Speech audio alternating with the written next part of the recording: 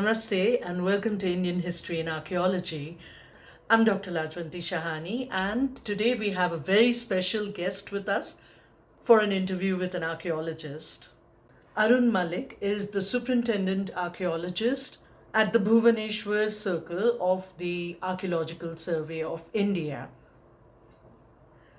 A lot of questions by students, and of course, very special news that's coming up is going to be talked about in this interview today. I hope you enjoy this. Sit back and watch this interview. I have been working in Archaeological Survey of India for last, say, about 17, 18 years. And worked at various places like Chennai, Delhi, Simla, Gujarat, and now in Odisha. I'm in Odisha for last 4 years, from 2018 onwards, and working on various conservation works which have been carried out in last 4 years. Major conservations has been done in Shri Jagannath Temple, Puri, Konark as well, and Lingaraj Temple of Bhubaneswar, Udayagiri excavated site, Buddhist excavated site, Lalitgiri, and various other temples. So you've done a lot of work mainly with temples. Is that right to say? Over here in temple, but I started my career from say working on Harappans. I did excavations at Harappan sites and megalithic site, very famous megalithic sites such as Adichanallur. After that, Rakhigarhi, Dholavira, Bagasra, such Harappan sites and megalithic sites I had worked. So that's awesome. It's been a long journey, working in the field, working with various type of experts like archaeological experts as well as engineers, architects. So likewise, the work has got going on. Tell me your experiences as in different kinds of sites, like working at Rakhigarhi as compared to working in Bhubaneswar. Rakhigarhi is a pure Harappan site, and I was there involved in the excavations. You must have heard about the Rakhigarhi burial, famous burial, which has been discovered and excavated by me in 2000. And now one of the burial is now displayed in Central Hall of the Harappan Gallery in National Museum. So there is a different kind of work, and here in Bhubaneswar, a different kind of work. Here, more of the conservation of temples, conservation of structures, excavated structures. So there is a lot of difference, but I must say that I have gained tremendous experience working in Harappans, early historical sites, megaliths, like that.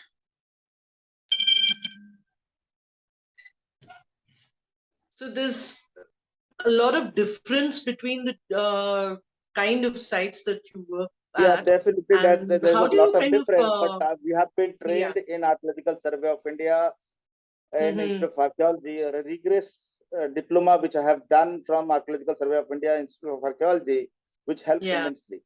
See, we used to get training, on-hand training in conservation, preservation, excavation, exploration, epigraphy, numismatic, and various other fields of the archaeology.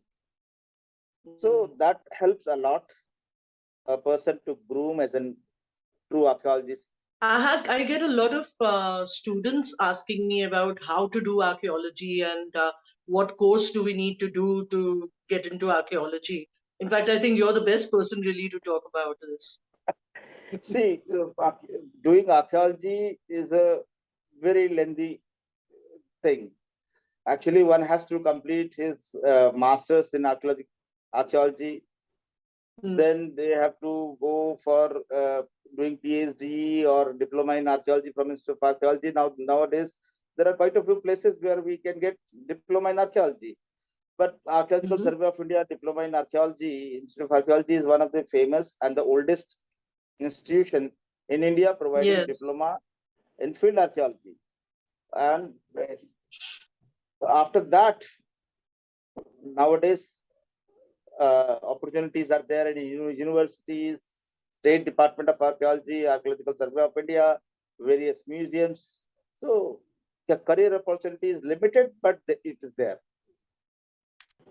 There's another thing I've been hearing a lot of people saying of late, that, because we have so many sites in India, there's so much history. I mean, thousands of years of history that we have, archaeology material that we know we have also, but we don't seem to be excavating enough. That's the complaint that I hear from people outside of archaeology. Of late, see, major excavation is always done by Archaeological Survey of India through Institute of Archaeology. See, if you see, there is a major excavation going on at Rakhigarhi, major excavation is going on at Vadnagar. So excavations are going on. Obviously, institutes and universities and different museums need to come up and do excavations. But in India, there is always a fund crunch. University has a fund crunch. Doing excavations, they are doing small scale excavations. So that is the problem. Otherwise, see, Archaeological Survey of India has, there are excavation branches. There are 5-6 excavation branches located in Delhi, Bhubaneswar, Patna, Nagpur, Vadodara, and in Mysore. So excavations are going on. There is no question about it. There is in South, the Archaeological Survey of India has done major excavation at Kiladi, Yes. in recent past, and Adi Chanalur excavation is still going on. There's one more thing, that does come up also, that there may be sites to be found under old cities. And of course, you cannot excavate over there because there is an existing city there. Yeah, definitely. How It is would you? very true. Very true. Because India has a long history of 5,000 years, continuous occupation at one place. There are several examples of such sites. One such example is Rakhigarhi itself. Now you found 2 villages, Shapur, Rakhi Khas, both are located on the top of the actual Harappan Mount. Besides that, there are several other places in early historic period. You must have heard about Bharuch, Barageche. It's a completely buried under this new city. Now the excavation which is going on at Vadnagar has shown as a continuous history, right from early historical period to till date. There is a continuous occupation. An Archaeological Survey of India, Vadodara branch, Dr. Abhijit Ambekar is doing wonderful work there by excavating that whatever spaces are left and coming up with wonderful evidences. Besides that, there are several other cities like Bhubaneswar itself, where I had done a small excavation, rather a salvage excavation, when there was a project of Ekamra plan, in and around Lingraj, where there was a Sanskrit college built up over there, and it was encroached upon. And when the local authorities were removing it, I found some evidences, and then I stopped them and started doing excavation, proper excavation. I found series of temples. I found 7 temples, continuous temple bases, and one temple which is dating back to 6th, 7th century AD, with the proper Garbhagriha, Sabha Mandapa, and in Garbhagriha we found a deity, presiding deity in complete full form at exact location, Mahishasura. So it is wonderful to do some such things, but very difficult to excavate in the cities, because cities are developed in a very systematic way, where we cannot have such a space to excavate. Even though you find Chandigarh is above the one of the Harappan site. Okay. Sector 819 has shown such evidences, which has been displayed in Chandigarh. Delhi also has, Ahmedabad has also. There might be sites, and several other villages. Almost all the villages in Kutch and Rajasthan and Haryana shows such evidences, because right on the top of the Harappan mounds, there are modern villages. That's true. So let's come back to South India. You mentioned. Yeah, Kiladi. So do we have anything else in the southern region also coming up? Adicharalu, they are excavating. Kiladi has been excavated. I'm not aware of much of the research and much of the excavations which is going on, but since I'm associated with Rakhigarhi, Adicharalu, I'm aware of it. But South India also has a prominent cultural remains. Most of them are associated with megaliths, Sangam literature sites, early historical sites, and you may be aware of the Arikamedu, which is one of the best known site of early historical site, which is also covered by the modern construction, modern houses. All over. It's a wonderful site too. Arikamedu, yeah. And then there's Dr. Shanti Papu's site also, which of course goes into prehistory. Is basically doing work in prehistoric sites. Correct. So tell me about the Eastern Board now. That's your area for the past few years. Yes. See, I'm basically concentrating in Odisha and all this centrally protected monument. There are 80 such centrally protected monument, and most of them are temples. Quite a few Buddhist sites, plus there is inscription sites, prehistoric sites, and some early historical forts like Sisupalgarh, like Churangarh, like Chodwar, likewise Asurgarh, such massive forts. Even Jogad, we have a rock inscription, Ashokan rock inscription, relict, only protected, but the Jogad also has a fortified town during 1st century or 2nd century AD. So there's a huge possibility of getting more and more early historical sites in Odisha. One such excavations are being done by Dr. Suril Patnaik in Durga Devi, which is showing wonderful evidences of early historical period. And do you see anything further up north towards Bengal? Bengal is a bit of a problem area, I think, where archaeological findings were concerned. I mean, I know again in Bangladesh we had. No, it's not true. It's not true. Bengal, West Bengal, has there are quite a few early historical sites. Yes. Like Chandraketu Ghat, Tamluk. Right. Right. So in Bangladesh again also, that's the East Bengal, you had Dr. Shahnaz Husni Jahan working over there on early historic also. I think you find sites of the same period coming down on the Eastern Board also, right? Right from Takshila to Bangladesh, we have a complete sequence of sites. Or if you see settlement pattern all along during the historical, that is second urbanization, Yamuna and Ganga Doab region, Ganga region has shown wonderful evidences of early historical period sites. And lot of Buddhist sites have been dotted there. Most of them in Eastern UP and Bihar region. So what about the period in between the Harappan and the second urbanization as such? I mean, that is the one kind of dark period that we find in archaeology. Can we speak about this in some other interview, because it's going away from the topic. Yeah, I'm trying to bridge the gap over here. That gets too much there, right? Okay, so we come back to the temples here in Odisha. I think you're the right person really to talk about the temples as such, the conservation part of it. Yes. See, most of the temples which are being protected by ASI are located in Bhubaneswar, and in Bhubaneswar, in the Old Town area, which is a Kambara Kshetra.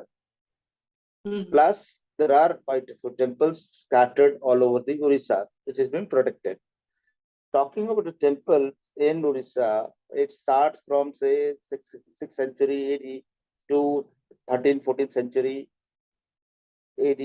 There are series of temples built in the Odisha, and Odisha, Bhubaneswar is known as a temple city, where there are more than 1,000 temples were there. But if now we count the temple, it comes to about 100 only. But there are thousands of temples built here. It has been recorded. And all of them, see, Odishan temple is a different style altogether. It's known as Kalinga architecture. In Kalinga architecture, there is a sanctum sanctorium proper. Then there is a Jagmohan, which is a praying hall. Then there is a Bhoga Mandap or Nat Mandap. Before that, Nat Mandap comes, where the Nati is being performed. Then there is a Bhoga Mandap, where the Bhoga is being offered. So in one axis, there are four components. Jagannath temple, Sri Jagannath temple shows all four components in one axis. Garbhagra, Jagmohan, Nath Mandap, and Bhoga Mandap. Similarly, if you come down to Lingaraj temple, one of the most big temple, it also shows Jagmohan, Garbhagra, Jagmohan, Nath Mandap, and Bhoga Mandap in one axis. Ananta Vasudeva temple in 11th, 12th century is the same one axis. So it is very systematic in architecture and stability of the temple. See, and the material which is being used here are khandolite and laterite. Basically, khandolite and laterite. Our Jagannath temple is of khandolite. Sun Temple, Konark, which is World Heritage Site, is of khandolite and laterite, both is in core. Similarly, Lingaraj as a sandstone, laterite, and khandolite. So there are the three components of it, and they have used wrought iron beams to support the beams, stone beams above the pillars. So these are the things which has come. The conservation problem in Odisha, being in the coastal side, the precipitation level is day by day is increasing. In past also, there are huge amount of water, rainfall is there. There are cyclones, natural calamities, plus the material which has been used is very susceptible to the environmental pressure, like water, and it's in the coastal side, so we get huge amount of wind pressure loaded with salinity as well as the moisture, which in turn accumulate over the surface of the stone of the temple and accelerate the decaying process. So such as the thing, and most of the temple, what they have done on the basis of SLR masonry, and they have used iron dowels. With time, with water seepage, when they come in contact with water, it starts oxidization and deteriorates, which in turn cracks the stones. So such problems are there. What is the special excitement happening now with Konark? Konark is a World Heritage Site and it's a centrally protected site. The builder of the Konark, the King Narsimdev III, has made a tremendous effort by making such a huge temple out of proportionate. Huge temple in the sense it's a temple on chariot. The chariot is built having 24 wheels and 7 horses. If you see from one side, it looks like a chariot, a temple on a chariot, and a temple is moving.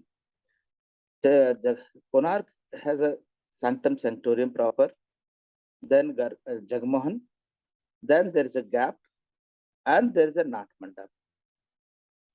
Nat Mandap here is a detached from Jagmohan, Okay. and there is a gap in between. At present, we have only Jagmohan with us, and the superstructure, which is Garbhagriha, has been collapsed in time. And only what we see right now is Jagmohan of the temple. You can imagine the imposing structure which is there. Now, at present, the Jagmohan's height is 130 meters, and you maybe इससे तो ज्यादा ही होगा इसका main Shikhar, so which is not there right now. And the Jagmohan in 1901, when it was inspected by the Britishers for its conservation, they find it very difficult, since this is a huge temple and the stones are crumbling all around, from the outer facade, gates, all the gates, as well as inner side also. So what they had planned, Mr. Bisan Swarup, the engineer who is in charge of the conservation, and by whom's effort, Bisan Swarup's effort only, we are seeing Konark at present in a present form. Okay. After that, from 1903 onwards till date, it is standing like that only. After it has been included in World Heritage Site in 1984. British Archaeological Survey of India has also taken up various works to strengthening the main platform on which the Jagmohan is there, by providing missing machineries with the stones, and wherever it was possible, completing the broken wheels and broken staircases, all have been conserved and provided stability to the structure. Archaeological conservation की बात जब करते हैं तो हिंदुस्तान के अंदर केवल archaeological survey of India ही कर रहा है. There are several conservation architects in India, very knowledgeable, very very high ranked. They are also supporting ASI in one way or another way. Correct. We are taking advices from them. भाई आप बताइए क्या करना है, तब हम उसको आगे बढ़ा रहे हैं, काम कर रहे हैं. तो कहीं ना कहीं सब लोग मिलके काम कर रहे हैं, और actual conservation work जो है is being done by Archaeological Survey of India. Absolutely. Yeah. So thank you so much for this wonderful conversation. We really got to learn so much more this time. In fact, more about the Archaeological Survey of India, the work done by the ASI, and of course, absolutely the best wishes for conservation of Konark. We're looking forward to hear more about it as time goes also. Definitely आने वाले कुछ महीनों में ही हमको results दिखने लग जाएंगे. This is what we have. Very exciting, very exciting. Really looking forward to this. Thank you, Lajam. Wish you all the best for this. Thank you. So we're going to keep track of this amazing, awesome, spectacular project that's being carried out now at Konark. And we will be bringing you updates from time to time as well. Stay tuned. Do subscribe to our channel, and I hope you will give us a like as well. I'll see you soon with another video also. Thank you so much for joining us today.